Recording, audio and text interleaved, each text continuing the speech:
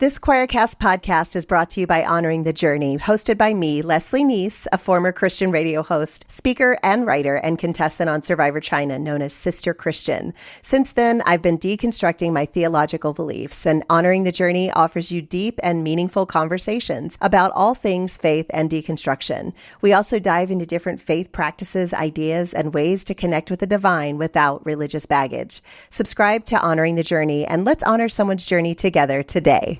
Western Christianity has spent the last 2,000 years telling everyone they're separated from God. This is Not Church with John and Nat Turney and Bethany Shea. Well, hi, friends. Welcome to the podcast. This is Not Church. Nat is out of town, and so we are unable to have him on with us today, but we still have a wonderful guest with us today. Just wanted to welcome John to the podcast. Say hi, John. Hi, John. Every time. I love how consistent you are. And my name is Bethany, and I just wanted to welcome you to the podcast today. Our guest today is Robert Cornwall. He is a minister at large with the Christian church called the Disciples of Christ Church, and he lives in Troy, Michigan. He previously served as a senior pastor of Central Woodward Christian Church, and he received his Ph.D. in historical leadership from Fuller Theological Seminary. He's also an editor of Sharing the Practice, an Academy of Parish Clergy. He has a lot of different books out there, books including on religion, or the one called Religion, Politics, and Dissent, 1660 to 1832, which was co-edited with William Gibson in 2010, Faith in the Public Square, Unfettered Spirit, which is spiritual gifts for the new great awakening. He has two latest books. One latest book is called Eating with Jesus, Reflections on Divine Encounters at the Open Eucharistic Table. And Robert, what is the other book that just came out? What is it called? It's called Second Thoughts About Hell. Wow. What Do We Believe? And it's from Westminster John Knox Press. Wow, that sounds fascinating. Well, welcome to the podcast. We're really glad that you're here with us. Well, thank you for having me. Yeah, absolutely. One of the questions we love to ask our guests, just to get started, is to just share a little bit about who you are, what your faith journey has been like, and what kind of leads you up to this current moment. So I have a long and winding road of a faith journey, a life journey. I was born and raised Episcopalian. I became a Pentecostal when I was in high school. I went to Northwest Christian College in Eugene, Oregon, which is now Bushnell University, which is a Stone Campbell movement-related institution. By the end of that, I was finding my way out of that into the Disciples of Christ, and then I went to Fuller. In part because I wasn't sure who I was or what I was going to be. I had a desire to enter the academic world, which is why I got a Ph.D. in Historical Theology, but ended up spending a quarter century or so in pastoral ministry. And I officially retired in 2021, but have been keeping busy preaching regularly and writing and doing a bunch of other things. So it's kind of a long and winding road that I've been on, which feeds into some of my writings. I've had the evangelical world as part of my world, but the Fuller part exemplifies that. But I think I became a post-evangelical long before the term was invented. Largely after I got fired from a conservative Christian college for being liberal as their theology professor. So I finally figured out who I was. Wow. Yeah, it's so interesting when you grow up you've been a part of an evangelical world, and then you've also been a part of a mainline, more liberal world, and how those two worlds actually really do marry together in some ways. If we weren't so tribal in our thinking, I think I love the evangelical movement in so many ways. I grew up Baptist. I believe it gave me a really clear understanding of Scripture and a heart of wanting to serve God and wanting to be in the Bible. But at the same time, it also shut me off towards my neighbors in some ways without having to proselytize them. And then becoming a United Methodist pastor and becoming more liberal in my thinking has allowed me to almost walk in two worlds. Do you find that the case for you as well? Do you feel like you can kind of walk in those two different worlds pretty easily? Yes. I think like you did have in your life, that rootage that I had in the evangelical world has, gave me a deep love for Scripture. But over time, I've wrestled with that and come to new and different understandings. So yes, I feel comfortable sort of in both worlds. The challenge, especially in this day and age, is with the rise of Trumpism. Evangelicalism has changed a lot, but also because I'm strongly supportive of the LGBTQ inclusion. Part of that is just personal. My brother is gay. I have a gay cousin who was Jehovah's Witness family and was kicked out of his family. My wife's cousin is gay.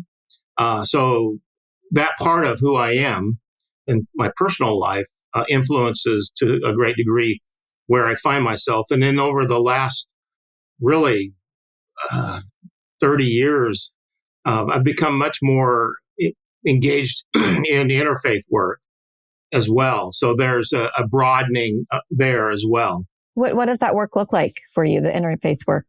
It's taken on a lot of different roles. I've been in, there's a group here in Troy called Troy Area Interfaith Group, which I was a leader of for a time. And then just a relationship. Just yesterday, I was gathered with several friends, 2 Muslims, a Jew, and me. And we're planning the word I use, pilgrimage to the Holy Land, hopefully in 2027, to go. And our goal is to go at the end to the tomb of Abraham, and in Ed's words, apologize to our grandfather, for messing things up as the children of Abraham. Wow. So we'll see if that happens, but that exemplifies some of what I've been engaged in. And then I'm also, as a disciple, I'm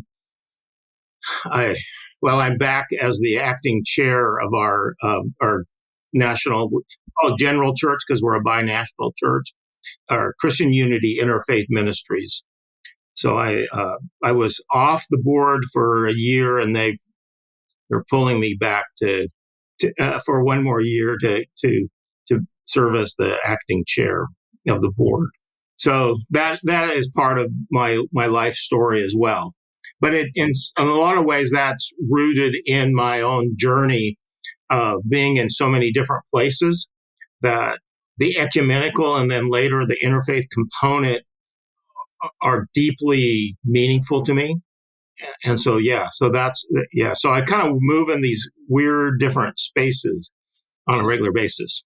You say you're post-evangelical. At what point in your path did you become post-evangelical? Were you still at Fuller? Is it after Fuller? I would say I was moving. I ended up in the Disciples, which is a mainline denomination, during my time at Fuller, and was ordained disciple. So I was on a path towards post-evangelicalism, though there wasn't such a term. Right. At one point, I would have described myself as post-liberal, but I was never liberal to be post-liberal.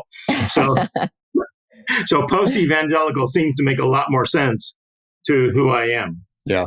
That's really cool. Did you ever feel like you had to deconstruct within that movement or that mindset? Or was it just something that was an easy transition from one, like fluid transition from one area to another? Again, because it took place so many years ago, we didn't have that terminology of deconstructing. But of course, I think it was a gradual kind of thing. Yeah. Being like the frog in the kettle. Yeah. Heat was turned up gradually. So I didn't have that. There were issues and concerns over time that emerged that pushed me in a direction. And so it was an ongoing kind of thing rather than a sudden kind of event that many people have. It just wasn't sudden for me. Right. It was, that slow burn. But I think when I was at Fuller, there were things that I was introduced to theologians and persons that I encountered that point that became the keys to that journey, that movement towards where I became. Gotcha. Over time. For me, becoming post-evangelical or whatever you want to call it at that point was my LGBTQIA plus siblings and my stance with, my decision to stand with them. Was that a part of it? Was that a large part of it? Or was that something that came later? So it was a significant piece of the journey. I was serving as a pastor of a disciples church in Santa Barbara at the time that my brother came out, and he was afraid to share that with me. So he told my mother, and my mother told me. And then before that, it had been kind of an academic kind of question. Mm-hmm. And then it became personal. This is my brother. I have to make a choice here. Am I going to stand with him or am I not? And so there were other things that were prior to that, but that is a significant piece of the journey. I would love to talk a bit about your books that you've written, especially the two newest books. How do you come about with different topics? Is it just something that you're curious about and you're like, okay, let's go for it? Or what was that like for you to write those books? Well, they come for a lot of different reasons. The Eating with Jesus book, which came out in March, has roots in a project that at my church, Central Woodward, that we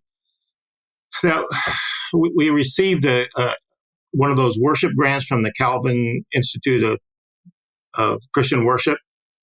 And so what we were trying to do was, because disciples practice weekly communion and we practice open table, but we were also talking about being a missional congregation, is how did the Lord's Supper, the Eucharist, fit into that?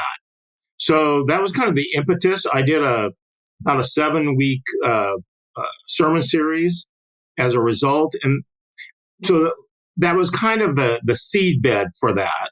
And I played with it in a variety of ways over really quite a number of years.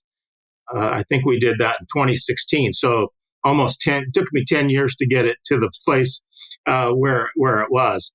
The other book that came out in September, Second Thoughts About Hell, is a sequel to the earlier book on the Second Coming. And that my friend Ron Allen, who's a retired professor of New Testament and preaching at Christian Theological Seminary, in 2019, he was up, we were having breakfast, and he said, we should write something together. And so he had just finished a commentary on Revelation, and I have been long interested in eschatology. And I said, well, why don't we do something on eschatology? And we came up with an idea and ended up with Westminster John Knox. And then they liked it. It sold well. So we did a second book, and this one on hell. It's geared toward a general audience.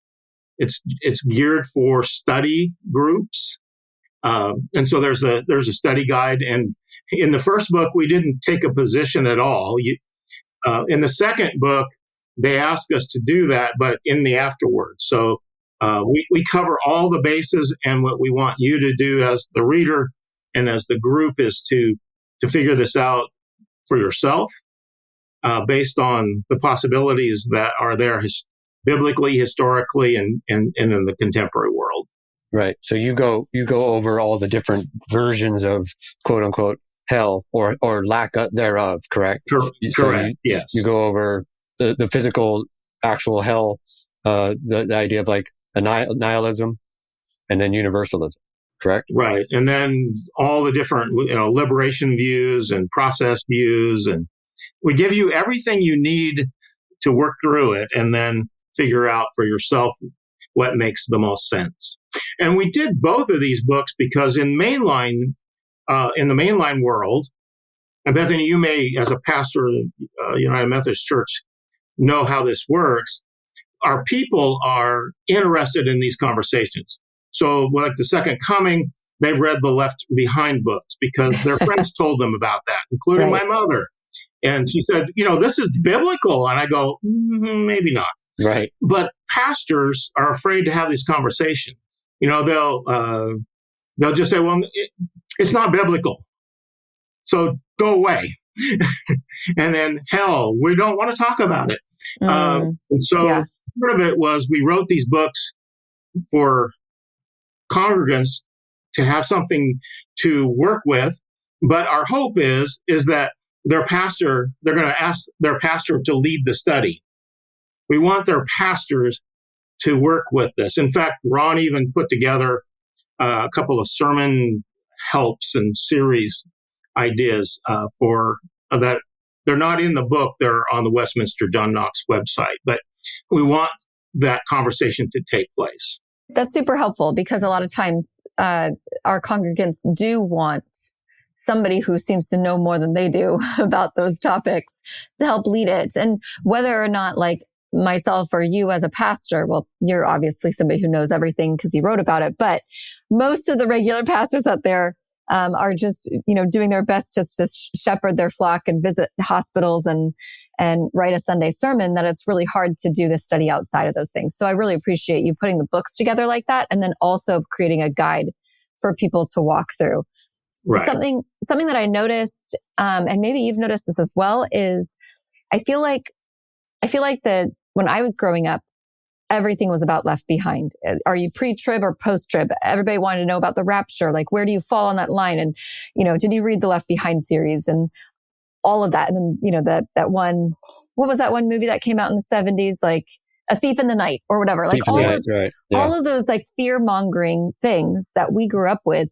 It's almost, I know the rapture just happened recently, like that happened again, but like it almost has become less of a topic, this sense of escapism, like that Christians used to be so focused on, just kind of hunker down and wait for this god-awful earth just to burn. It's going to burn anyway, so why do we even care? And now it's like there's this new change recently towards Christian dominion, like not so much of escapism, but dominating this country, this world for Christ. Have you noticed that shift at all? What's interesting about that is that the dominionism, which is post-millennialism in its roots, the idea that first manifest destiny is a piece of that, but that with post-millennialism, the idea is that the world will get better because Christians will have take control, and then Jesus will return because things have already been set up. Premillennialism was always the piece that was doubted the value, that things were only going to get worse. And what's interesting is that in the last decade or so, is those two have kind of coalesced. So people who were premillennialists have been sucked into this Christian nationalism that has these the dominionist roots, and they're coalescing with each other.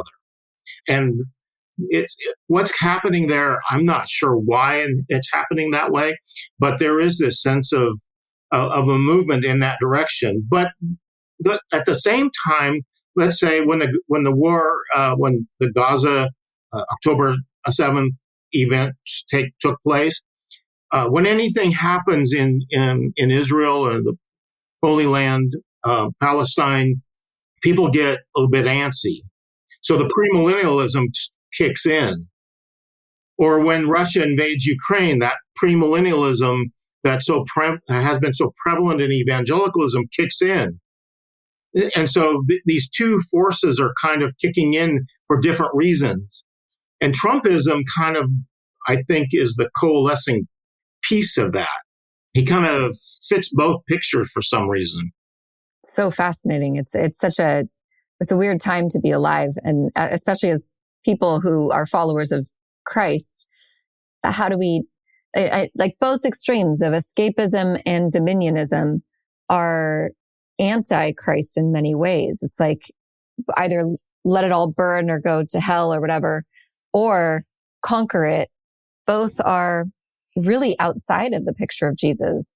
How do you yourself help lead people towards that still small voice again? So over time, what I've tried to do is often subtly is just remind people, this is who Jesus is. This is the way Jesus worked. Look at your neighbor. What is Jesus calling? How is Jesus calling you to relate to your neighbor? And I think by doing that, hopefully people begin to look and see, oh, that doesn't make sense. Fortunately, I do a lot of book reviewing. And so the numbers of books that are being published on Christian nationalism are just like, they're coming out daily almost. So there's a lot of resources for that conversation, which is helpful. But on the other hand, it's like with Snopes that, people just say on their Facebook page, we checked it with Snopes and it's okay. So take our word for it, even though Snopes never dealt with it. So people have their mind made up. I was at a meeting the other night, and it was shared this about a conversation this other person had with another person who's a former pastor, maybe like you, John, has kind of ended out. But his daughter and some friends were over having a party, and he asked them just for fun, when you think of Christian, who do you think of?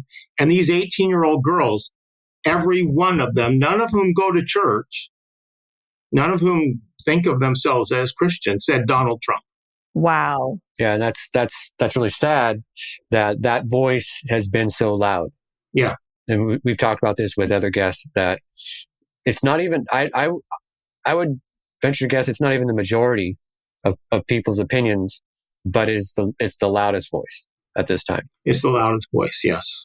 Like, I wonder about Christians that voted for Trump, but are the kind of people that say things like, well, I don't agree with who he is. I just think that he's the right person for the job. Like, if they heard, and these are Christians, if they heard that these 18-year-olds are saying that the person that most resembles the word Christian is the guy in the White House, I wonder how that would impact them. Or if it would just be like, well, that's just their opinion. That's just whatever. I don't know how to communicate to some people right now. Unfortunately, and one of my closest friends is a person who's dove deeply into this, and largely, I believe, because of the church that he attends and churches that he's been part of, that Trump, the things that Trump stands for resonate with him. And why this is, I don't know, because sometimes he'll say things and do things that I've known him since we were 7th grade. We were neighbors.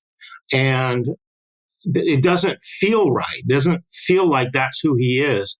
But people have gotten sucked in for a variety of reasons. And then the main line, the mainstream voice is mute. We just haven't figured out how to get our voice out there. I've tried, but I've pastored small churches. I was listening to somebody the other day, and they were saying how important it is that those who are fed that steady diet, that dominant narrative that is coming from Fox News or Epoch Times or whatever it is that people are ingesting constantly, that says that the Democrats are the problem and that we need to stand up against those crazy liberals, and they're the worst, the far left radical Antifa type people.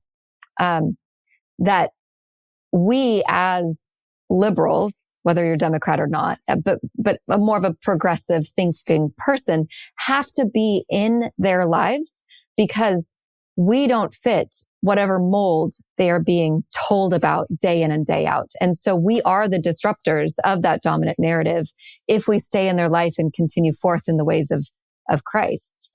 Have you found that to be true for yourself too? Yes, but it is difficult. It is difficult. And most of our mainline churches, I would assume yours is like most others, they're purplish. Mm-hmm. Purplish. And so you have people across the board, and there are those preachers that see themselves as prophets and will rage from the pulpit, and they'll have a following, and they'll have a church of like-minded people. I've chosen a more subtle route over the years. Some churches I preach at, especially now that I'm retired, I can be a little stronger voice than other churches because I'm a pulpit supply. So right. I'm not the main person. but I try to bring the biblical. My view is I'm telling you the biblical story. This is about Jesus. This is about the prophets. This is about the way the faith was understood. I'm just, if you have an argument with me, if you're really, go read your Bible. Yeah. Your argument isn't with me. Your argument is with Jesus. Yeah. And that kind of, with your other book, the Eating with Jesus. You talk about an open table. Mm-hmm. Is that more of your description of what we're describing here when we talk about the Eucharist or communion? In my view of things, the reason I titled the book Eating with Jesus is that I wanted my readers to look at Jesus's dining habits. Who did he eat with?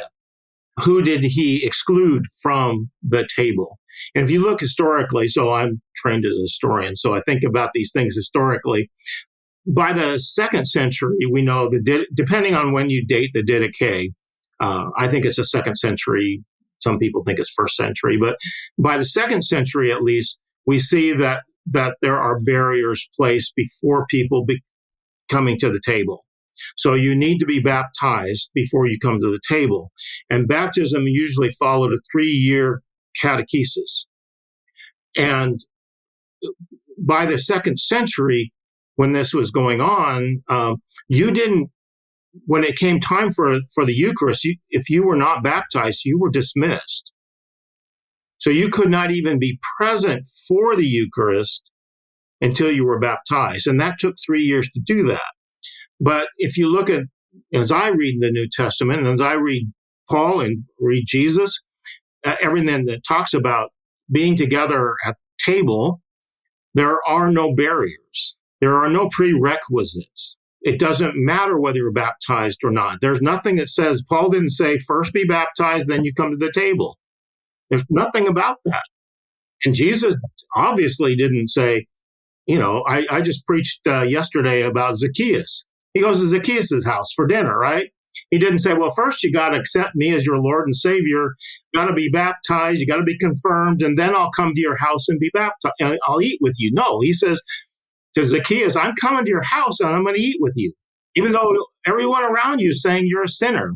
Yeah, it's this beautiful, inclusive table of God's grace that, even when Paul says that you have to get right before God or whatever before you take the Eucharistic meal or the Lord's Supper, that had to do with having something against your brother, or your brother has something against you. You have to get right with each other before you come before the table, not necessarily right with God, because when we're right with each other, we're right with God. Right. Well, and the passages that are most often referred to are in 1 Corinthians 11, where Jesus or Paul deals with a situation happening in Corinth where some people were coming and overeating or getting drunk or whatever, most likely the wealthy people in the congregation.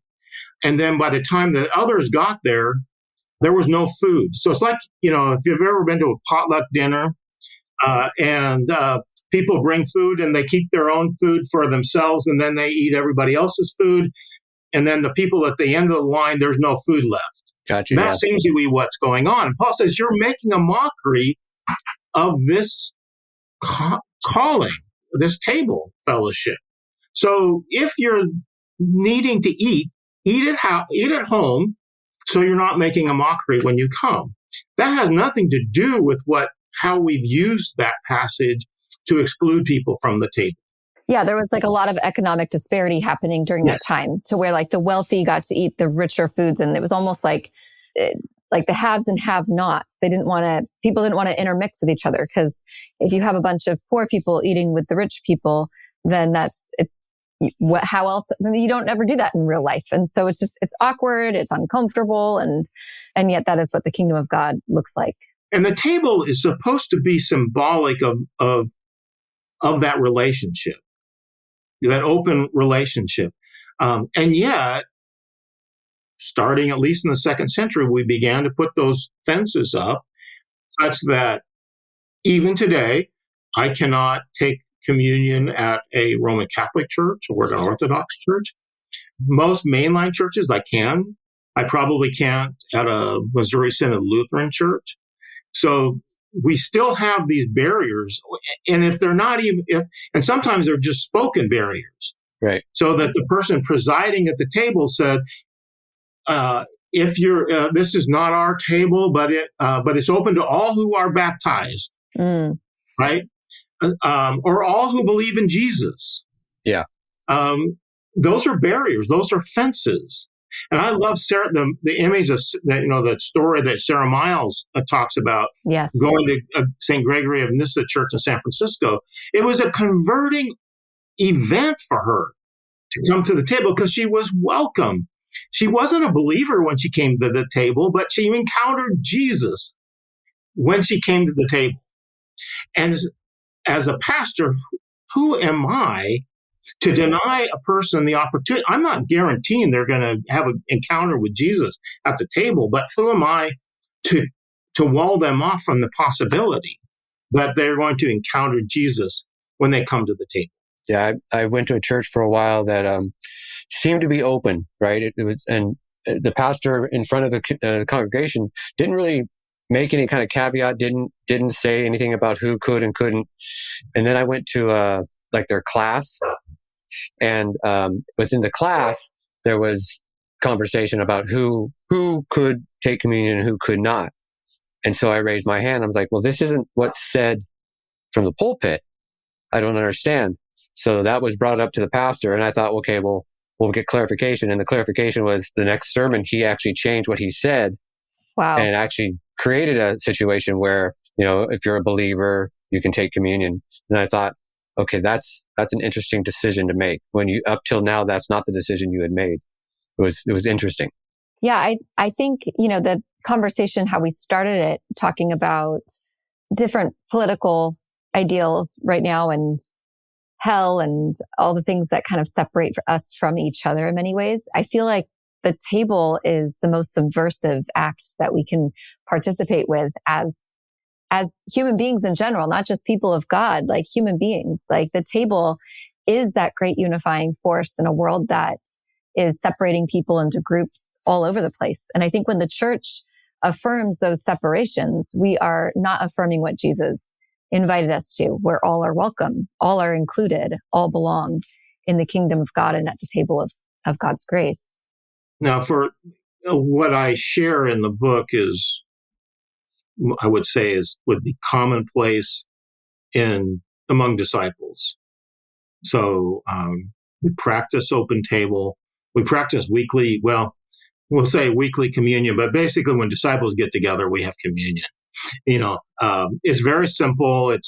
We used, of course, grape juice because we were part of the 19th century temperance movement, just like Methodists. Yeah. Same with United Methodists. We're saying. Yeah, Welch's came along and we all became grape juice drinkers. Yeah. This is true. I think he actually was a United Methodist. I wouldn't be surprised. Yeah. Got to make some money somehow. And so we gather at the table with regularity. And in the most cases, especially in the last couple of decades, we've become much more open about the openness. So when I was at church in Santa Barbara, we had a conversation about children. and whether they could come to the table, because we had practiced the concept there in many of our churches was that baptism, you should be baptized before you come to the table. And since we practiced believer baptism, that meant you didn't take communion until you were 12, 13, whatever, 10, 11, 12, 13. The problem is that we also disciples practice what we call open membership, in which we baptize by immersion upon profession of faith, but if a Presbyterian or a Methodist or Catholic or whatever joins our church and they were baptized as an infant, we don't require them to be rebaptized. So what happens is that a family comes in and they have children who were baptized, let's say as United Methodists, as infants, and our prerequisite is that you be baptized. So they can take communion, right? But the kids who grew up in that congregation and have not yet been baptized, because they can't be baptized until they're ready to confess faith and go through the pastor's class and all that. So now you've got kids who can take it and kids who can't take it. So, it's like, what would Jesus do? Yes. Jesus said, welcome the children. So we finally decided to follow Jesus, welcome everybody all the children to the table. Though the parents decided, there was one family, the mother wanted her daughter to wait till she was baptized. So the other family, there were two other families, ours and another family. We decided to wait until she was ready. And they were all baptized together. I got to baptize them all. And then they took communion, but it was more for the family. It was a family decision, not a church decision. That's really beautiful, because then you're able to include the family and all of them together in that. Yeah. Isn't that important to make them feel welcome in any way that they're deciding to move in their faith? Yeah. I mean, if you're going to have an open table, it has to also include the idea that some people may choose to not. Right. It's true. And I think that's important. Yeah. Yeah. Yeah. I always give people the option of holding or crossing their arms over their chest if they'd like to receive a blessing instead of the elements that week, but the table is open. Yeah. And, I know that many churches, they might have Catholic people, one person in the family is Catholic and, they don't partake. Of course, I'm hopeful that eventually we'll take down those barriers. I don't deal with the flip side of the barrier, and that is who gets to preside at the table. It's kind of funny because disciples, if you're a United Methodist or a Evangelical Lutheran or a Presbyterian pastor, you can preside at a disciple table, but it's not. You can't do the reverse. And since I'm mostly preaching at Presbyterian churches these days, I can't preside unless there's somebody else, another pastor there. Oh, dang. And I'm also the co-chair of our dialogue with the ELCA, and that's one of the issues that we're discussing. Really, we haven't discussed it too fully because that gets to the question of exchangeability of orders, and that gets a little touchy. Oh man, we're so precious with our orders. And I also pastor a non-denominational church as well. And so it's fun to be able to have the lack of Episcopal authority in one and a lot of Episcopal authority in the other. It's an interesting dynamic. I'm curious about how this eating with Jesus, how you've experienced this in your own home or within your own family or around your own table with other people. How do you include people into your life around food, seeing the communion meal not so much as a cracker and juice, but actually as an entire life experience? Well, and I build that into the conversation. Food is so central to our community, to communing with one another. I mean, we tend, whether it's a cup of coffee or going to the pub or whatever it is, more often than not, when we get together for conversation, there is food involved. There's drink involved. And Jesus didn't I mean, Jesus ate with a lot of different people, and sometimes he took control of the meal, but other times he didn't. But he was constantly sharing meals with people, rich people, poor people, sinners, righteous people. He ate with everybody. And the meal was a place of conversation. It's almost as if food is the lubricant. Yeah. Of our conversations. And in many ways, the Eucharist serves that purpose symbolically. Mm-hmm. It lubricates the relationship. It's symbolic of the food we go from church, from the service. We've had the Lord's Supper. And where do we go? Well, we go into the fellowship hall, and what do we do in the fellowship hall? We grab food and sit around tables and chat. Yeah. So really, in many ways, that's what happens in the fellowship hall is an extension of what's happened at the Lord's table. Yes. Yeah. I love that. I mean, food is really the great unifier of people groups and all sorts, like socioeconomics and everything. Like food is the thing that brings people close together. And a lot of those differences kind of dissolve a little bit around the table. Mm-hmm. Well, and as we see issues with people who are going to be going hungry, that's another part of this, of sharing the table with the people who are less fortunate than we are. Yeah. That in this time of need are gonna need help. And who better to help than the congregation, the people that Jesus said, feed the hungry. And I feel like this is an extension of the open table. Right. So yesterday we didn't have the Lord's Supper because I was preaching in a Presbyterian church, so I'm not presiding at the table. But with the SNAP benefits being suspended, it's the churches that are taking. Most churches have some kind of basket, something for people to bring food to. And I just kind of reminded people. And I had gone, when I went to the grocery store on Friday, I got 2 or 3 bags of groceries to bring with me to church. And I know that that's happening across the board, where people are being encouraged or just feeling that this is what we need to do. And then that food gets taken to the appropriate place. It doesn't replace SNAP by any means, but it is an extension of our calling to represent Jesus, who shares meals with people. Yeah. Yeah. And that he proclaims himself to be the bread of life. Yeah.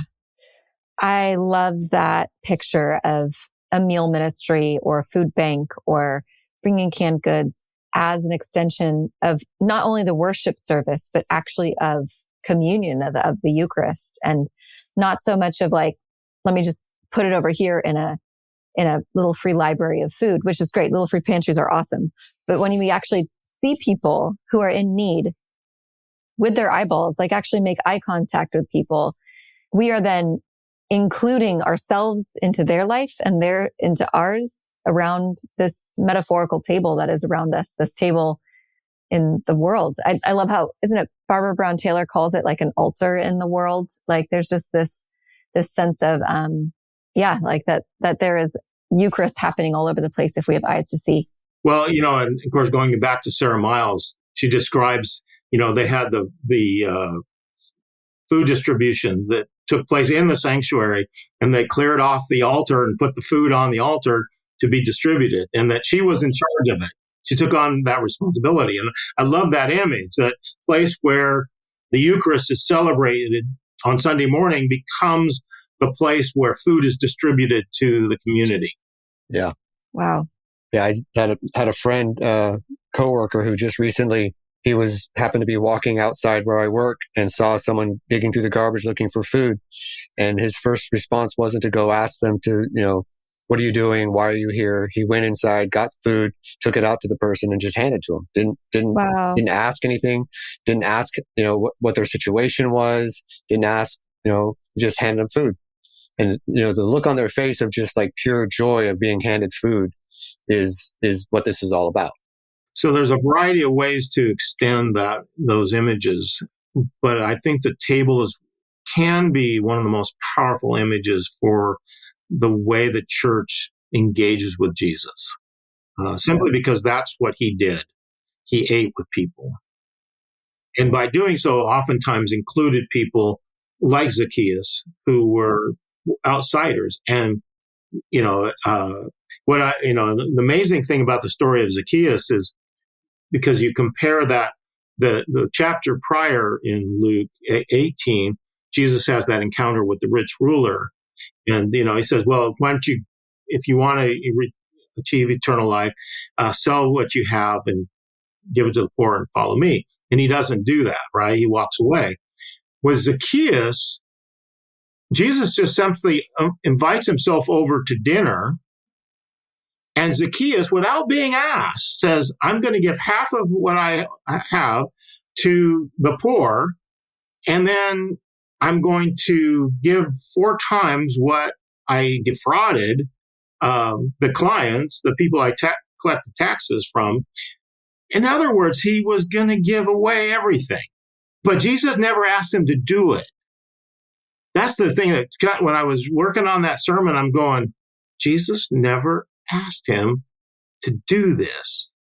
He understood that this was that by Jesus recognizing him and affirming him and being willing to eat with him, this is what he ought to do.